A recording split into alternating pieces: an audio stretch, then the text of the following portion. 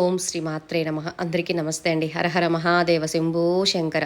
చాతుర్మాసం వచ్చేసిందండి. 16 సోమవార వ్రతాలు చాలామంది మొదలుపెట్టేశారా? ఎంతమంది మొదలుపెట్టారనేది నాకు కింద కామెంట్ బాక్స్లో నాకు పోస్ట్ చేయండి ఈ రోజు నుంచి. అయితే నేను కూడా ఈ రోజు నుంచే మొదలు పెడుతున్నానండి. స్వామివారికి మనసారా ఒక్కసారి కల్లా నిండుగా చూసుకొని స్వామివారి దగ్గరికి వెళ్ళి సంకల్పం చెప్పుకొని, నాయన ఈ సంవత్సరం నుంచి మొదటిసారి 16 సోమవార వ్రతం చేసుకుంటున్నాను నాయన, ఎటువంటి ఆటంకాలు లేకుండా నాకు మంచి శక్తి ఆరోగ్యం ప్రసాదించిన ఆయన అని ఒకసారి స్వామివారి దగ్గరికి వెళ్ళి ఇక్కడ నేను పంచామృతాలతో అభిషేకం అయితే చేస్తున్నానండి. మా ఇంటి దగ్గర కుకట్పల్లిలో ద్వాదశి జ్యోతిర్లింగం ఆలయం అయితే ఉందండి. ఇవి 12 అండి, 12 లింగాలు. ఇక్కడ అప్పుడప్పుడు మీకు చూపిస్తూ ఉంటాను వీడియోలో. ఇక్కడికి వెళ్ళి స్వామివారికి ఒక్కసారి దర్శనం చేసుకొని, ఇగోండి స్వామివారికి దర్శనం చేసుకొని ఈరోజు సాయంత్రం నుంచి నేను పూజ చేసుకుంటున్నాను. నాకు శక్తి ఇవ్వు నాయన, ఎటువంటి ఆటంకాలు కలగకుండా చూడు నాయన అనుకొని ఒకసారి గుడికి వెళ్ళి వచ్చేసానండి. అయితే ఇగోండి మళ్ళీ వచ్చిన తర్వాత చక్కగా మార్నింగే లింగం అనేది తయారు చేసుకున్నాను. చాలామంది సిస్టర్స్ అడుగుతున్నారు, అక్క మనము లింగం ఎప్పుడు తయారు చేసుకోవాలి, లింగం తయారు చేసుకొని అంటే ముందు రోజే తయారు చేసుకొని ఉంచుకోవచ్చా అంటే, మీరు మార్నింగ్ పూజ చేసుకోవాలనుకున్నారనుకోండి, ఆదివారం చక్కగా తలార స్నానం చేసుకొని శుద్ధిగా ఉన్నప్పుడు మీరు లింగం తయారు చేసుకొని ఉంచుకోండి నైటేని. ఎందుకంటే ఆరాలి కదా. మార్నింగ్ చేసిన వాళ్ళకి, ఈవినింగ్ చేసిన వాళ్ళకి మనము మార్నింగ్ చక్కగా మంచి దుస్తులు ధరించి మంచిగా స్నానం చేసి ఉన్నప్పుడు దీపారాధన చేసినప్పుడే ఈ లింగం తయారు చేసి ఇవ్వండి. నేనైతే దీపారాధన చేసేటప్పుడు మనం శుద్ధిగా ఉంటాం కదా, అప్పుడే నేను ఈ లింగాన్ని తయారు చేసుకున్నాను. ఎందుకు ఈరోజు మార్నింగ్ లింగాన్ని తయారు చేసుకున్నానంటే, సాయంత్రానికి చక్కగా ఆరుతుందనమాట. అప్పుడు కొంచెం కొంచెం మనము బిల్వ పత్రాలతో దానిపైన చిలకరించవచ్చు అనమాట. నేనైతే మార్నింగ్ అయితే చేసుకున్నానండి. దీపారాధన చేసేటప్పుడే చక్కగా చేసుకున్నాను. సాయంత్రానికి చక్కగా ఆరుతుందని. అభిషేకం చేసినా సరే ఏమీ కాదు. అభిషేకం ఫుల్గా చేయొద్దండి. మామూలుగా మనము బిల్వపత్రాలతో అభిషేకాలు అయితే కొంచెం చిలకరించాలి. మీ ఇంటి దగ్గర ఇంకొక లింగం ఉందనుకోండి, దానికి చక్కగా అభిషేకం చేసుకోండి ఫ్రెండ్స్. ఓకేనా?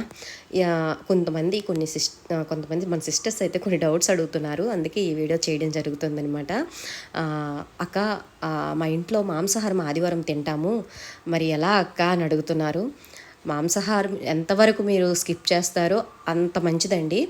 ఎందుకంటే మాంసాహారం తిని నెక్స్ట్ డే మనము పూజ చేస్తే లోపల కడుపులో ఉంటుంది అని అంటారనమాట, అరగదనమాట. అందుకోసమే దయచేసి ఎవరైతే పూజ చేస్తారో వాళ్ళు తినకండి. అత్తమామలు, అమ్మనాన్నలు, ఇంకా పిల్లలు తిని వాళ్ళకి వండి పెట్టేయండి. నెక్స్ట్ డే చక్కగా స్టవ్ కడుక్కొని మీరు చక్కగా తలస్నానం చేసుకొని చక్కగా శుద్ధి అయిపోయండి. మీ ఇంట్లో ఒప్పుకోకపోతే, ఎందుకంటే 4 నెలల దీక్ష కదండి ఇది, అందుకోసం కొంతమంది ఇంట్లో ఒప్పుకోరు. అందుకోసం మీ వరకు అయితే ఎవరైతే వ్రతం ఆచరిస్తారో వాళ్ళు తినకుండా చక్కగా ఇంట్లో వాళ్ళకి వండి పెట్టి చక్కగా ఇల్లు వాకిళ్ళు స్టవ్ అంతా కడిగేయండి. నైటే కడిగేయండి. తెల్లవారులేసి తలస్నానం చేసుకొని ఒకసారి మళ్ళీ ఇల్లు అన్నీ ఒత్తుకోయండి. ఓకేనా? మార్నింగ్ పూజ చేసుకున్న వాళ్ళు, ఈవినింగ్ పూజ చేసుకున్న వాళ్ళు అదే ప్రాసెస్. అక్క మార్నింగ్ మేము పూజ చేసేస్తాము, ఏవైనా తినొచ్చా అని అడుగుతున్నారండి. మార్నింగ్ పూజ చేసిన వాళ్ళు, కొంతమంది డ్యూటీకి వెళ్ళిన వాళ్ళు ఉన్నారు. నా ఛానల్ టీచర్స్ ఎక్కువగా చూస్తూ ఉంటారండి, కొంతమంది ఎంప్లాయీస్ చూస్తూ ఉంటారు. వాళ్ళు ఏం చెప్తున్నారంటే, అక్క ఈవినింగ్ వచ్చేసరికి మాకు టైం పడుతుంది, మార్నింగే ఒకరోజు కొంచెం ఎర్లీగా లేచి పూజ చేసి వెళ్ళిపోతాము, ఏం తినాలక్క అని అడిగారనమాట ఒక సిస్టరు. ఆవిడ టీచర్ అనమాట. ఏం తినాలి అంటే, మీరు వర్క్ చేస్తారు, చక్కగా మీరు ఉప్పు లేని పదార్థము చక్కగా తయారు చేసుకొని పట్టుకెళ్ళిపోవచ్చు అనమాట. అంటే డ్రై ఫ్రూట్స్ కానీ లేదంటే ఫ్రూట్స్ కానీ ఆ ఒక్కరోజు చక్కగా మీరు చప్పటి పదార్థం అనమాట, స్వామివారి దగ్గర పెడతాం కదా మనం గోధుమ రవ్వ ప్రసాదం, అది కూడా మీరు బాక్స్లో ప్రిపరేషన్ చేసుకొని వెళ్ళిపోవచ్చు. ఆరోగ్యరీత్యా ఎవరికైనా బాగలేదనుకోండి, మార్నింగ్ పూజ చేసుకొని ఈవినింగ్ మధ్యాహ్నం కొంచెం భోజనం చేస్తే సరిపోతుంది. చప్పటి పప్పు వండుకొని అన్నం వండుకొని తినేవచ్చు. ఓకేనా? మీకు అర్థమైంది అనుకుంటున్నానండి. ఇప్పుడున్న ఆరోగ్య సమస్యలు ఎక్కువగా ఉన్నాయి కదండి, అలాంటి వాళ్ళు ఏం చేయాలంటే, ఆరోగ్య సమస్యలు షుగర్లు బీపీలు ఉన్న వాళ్ళు అయితే సాయంత్రం చేస్తారనుకోండి పూజలు, అప్పుడు ఏం చేస్తారంటే చక్కగా డ్రై ఫ్రూట్స్, అలాగే ఫ్రూట్స్, పాలు, కొబ్బరి బొండం నీళ్ళు ఇలాంటివి తాక్కోవచ్చు అనమాట. సాయంత్రం పూజ అంతా అయిపోయిన తర్వాత చప్పటి పప్పు, పెసరపప్పు కానీ కందిపప్పు కానీ చప్పటిది వండుకోండి. దానిలో ఉప్పు పదార్థం అనేది ఈరోజు తినకూడదు అనమాట. ఉప్పు అయితే ఎందులో వేసుకోకండి. మన వరకు పిల్లలకి అందరికీ ఉప్పు వేసి వండేసేయండి. మనం పూజ చేసిన వాళ్ళ వరకు తినొద్దనమాట. చక్కగా మనము సాయంత్రం పూజ అంతా అయిపోయిన తర్వాత నక్షత్ర దర్శనం చేసుకొని మనం పూజించవచ్చు. స్వామివారి దగ్గర కొంచెం అన్నం పెట్టి పప్పు వండి నెయ్యి వేసి చక్కగా స్వామివారికి మనం నైవేద్యాలన్నీ పెడతాం కదా, అవి మనము స్వామివారికి ఆరగింపు అయిపోయిన తర్వాత మనం తినొచ్చు అనమాట. మీకు అర్థమైంది అనుకుంటున్నాను ఫ్రెండ్స్. ఓకేనా, ఎటువంటి టెన్షన్ పడవద్దు. శక్తి ఉన్న వాళ్ళు వండొచ్చమ్మా, శక్తి లేని వాళ్ళు మాత్రము ఇలా చేయండి, స్వామివారికి క్షమాపణ చెప్పుకొని. ఓకేనా, మీకు అర్థమైంది అనుకుంటున్నాను. అలాగే బ్రహ్మచర్యం కోసం అడుగుతున్నారు. ముందు రోజు బ్రహ్మచర్యం పాటించాలండి, పూజ అయిన రోజు కూడా పాటించాలి. ఆ తర్వాత కిందనే పడుకోవాలన్నమాట, చాప వేసుకొని బెడ్ పైన పడుకోవద్దు. ఏవైనా మీకు ఆరోగ్య సమస్యలు, బ్యాక్ పెయిన్ ఇలాంటివి ఉంటే బెడ్ మీద పడుకోండి. అలాగే ఇంకొక విషయం ఏంటంటే, అక్క ప్రతి వారం మా దగ్గర తాంబూలం తీసుకోవడానికి ఎవరు ఉండట్లేదు, ఏం చేయాలక్క అంటే, మీరు టెంపుల్కి వెళ్ళేటప్పుడు టెంపుల్లో కూడా తాంబూలానికి ఇచ్చేయండి ఎవరికైనా సరే. ఇంకా మాకు ఎవరు రావట్లేదు అక్క, ఏం చేయాలక్క అంటే, 16 వారాలు అయిపోయిన తర్వాత ఒకేసారి 16 మందికి ఇచ్చేయవచ్చు, అలా కూడా పర్వాలేదు.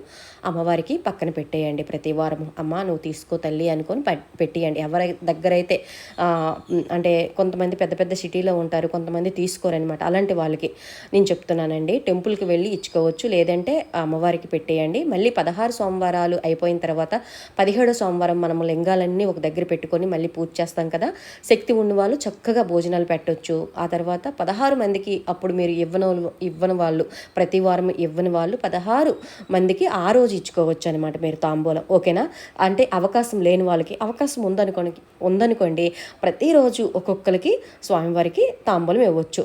రవిక మీకు స్థామత ఉంటే రవిక పెట్టొచ్చు, స్థామత లేని వాళ్ళు 2 అరటిపళ్ళు, ఒక ఒక్క చిల్లర నాణ్యం మాత్రం తప్పకుండా పెట్టాలి. చిల్లర నాణ్యం లేకుండా చాలా వరకు తాంబూలం ఇచ్చేస్తున్నారండి.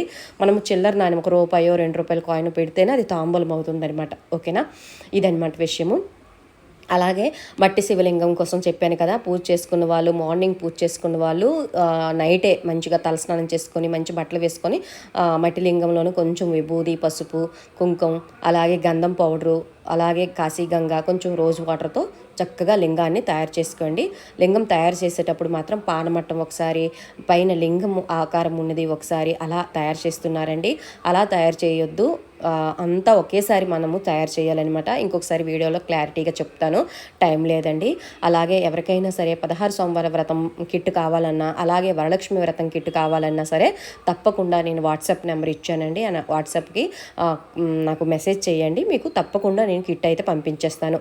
అయితే ఇవి నా దగ్గరే కొనవసరం లేదండి, మీకు దొరికితే ఎక్కడైనా సరే చక్కగా చూసుకొని కొనుక్కొని తప్పకుండా ఈ చాతుర్మాసంలో మీరు పూజ అయితే చేసుకోండి. కొంతమంది సిస్టర్స్ అడుగుతున్నారు, అక్క ఈ వారం అవ్వట్లేదు, ఈ వారమే స్టార్ట్ చేయాలక్క అని అడుగుతున్నారు. పర్వాలేదు, ఈ చాతుర్మాసంలో 4 నెలల్లో ఎప్పుడైనా మీరు స్టార్ట్ చేసుకోవచ్చండి, పర్వాలేదు.